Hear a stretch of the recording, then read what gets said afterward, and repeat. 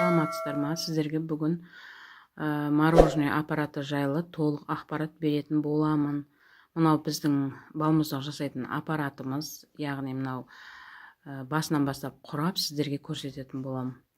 Бұл шнек деп аталады. Бұл шнекті екі шетіне жақсылап орналастырып аламыз. Бұл қатқан мороженойды алдына тартып құйғанда көмектесіп тұрады. Бұл шнек, мынау алдындағы рычагтары және алдын жауып тұратын қақпағы десек те болады. Бұған резиналарын орналастырып, осылай әдемілеп салып құрап алатын боламыз. Бұны алдында қақпағын бұраған кезде бір жоғарыдан бір жаңағы болтын, астынан бір болтын осылай бұрайтын боламыз. Осылай бұрасақ, бізде мороженое аппаратымыздың алдында қақпағы, жаңағы рычагтары әдемі орналасатын болады. Бізде мороженое аппарат, мороженое аппараттың барлығы Қытай мемлекетінен шығады. Бізде Домпер фирмасының аппараты деп сатып алғанбыз, бірақ біздегі мороженое аппаратқа ешқандай ат жазылмаған. Міне құрап біттік. Мына төбесінде қақпағы, екі шетін жауып тұратын қақпақтарымыз. Міне сіздерге қосып көрсетеміз. Мына жерінде қосып өшіретін кнопкасы бар. Міне сіздерге дайын қолдың сүтінен 2 литр сүтке қазір сіздерге балмұздақ дайындап көрсететін боламын. Өте керемет балмұздақ шығады. Яғни смес дайындаймыз. Бұл сместі 20-25 минут тоқтатпай араластырасыздар.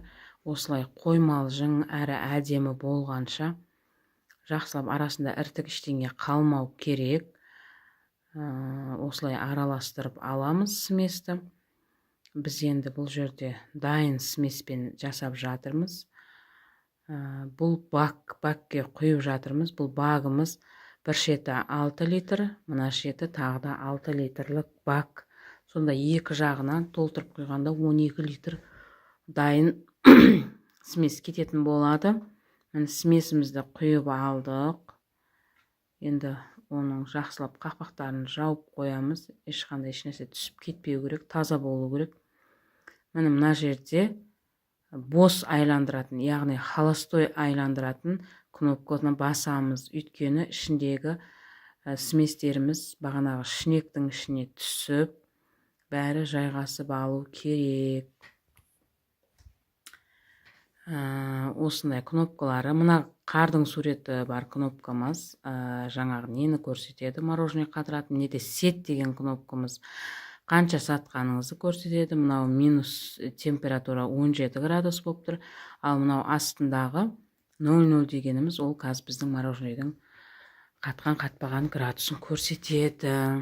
Мына жағында, негізі екі жағында жабық темір болған, біз өзіміз алып тастағанбыз. Міне бактері, сыртының бәрі қапталған, мұздап тұрады. Мына жағында вентилятор ыстық ауаны сыртқа шығарып тұрады. Мына жақтарында бізде осындай қорапшаның ішіне жеткіс болады осының ішінде. Бұл жеткіс болмаса мороженойымыз қатпайды. Осы жеткістің көмегімен қатады. Міне біз енді холостойымызды өшіріп, мороженой дайындауға кірісеміз.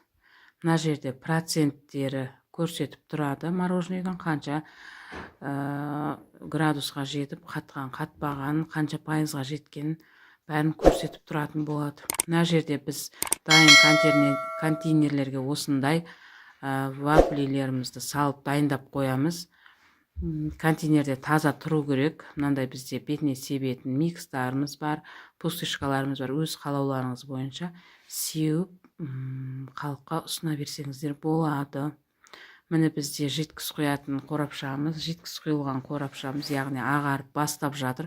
Бұл қар болып сырты, сосын қайтадан қап-қара болып еріп, өзінің жайына келген кезде біздің мороженойымыз дайын болады. Осылай жаздық 6 айлық сезонда таптырмас бизнес бұл мороженое аппараты. Мектептерге, адам көп шоғырланған жерге қойсаңыздар болады. Міне бізде мына жағында 60% болыпты. 65% болған. 65%да міне 77-76 пайызға қазір шығады. Мына жағында көрсетіп тұрады қаншаға шығатынын барлығын. Осылай барлығын өзіңіз көріп отыра бересіз. Қазір барлығы дамыған заман. Сенсорный аппарат. Бұл да телефон сияқты барлығын өзі көрсетіп, қанша градуста қатады, қанша мороженое саттыңыз, қанша пайыз болды, мороженеңіз қатты ма, қатпады ма, барлығын біліп отыруға болады. Сіздерге де осылай жасап сатсаңыздар болады. Сіздерге де ұсынамын кеңес. Менің сатып жүргеніме биыл 10 жыл болады. Мына жерде мына аппақ болып қар сияқты болып, міне қатты. Енді осы қазір 99%-ға жеткен кезде еритін болады. Міне мына жерде пайызымыз 94-95 пайызды көрсетіп тұр. Яғни қатуға жақын қалды деген сөз. -20 градустан қазір қатқан кезде градусы түседі. -16-17 градуста мороженое дайын болады.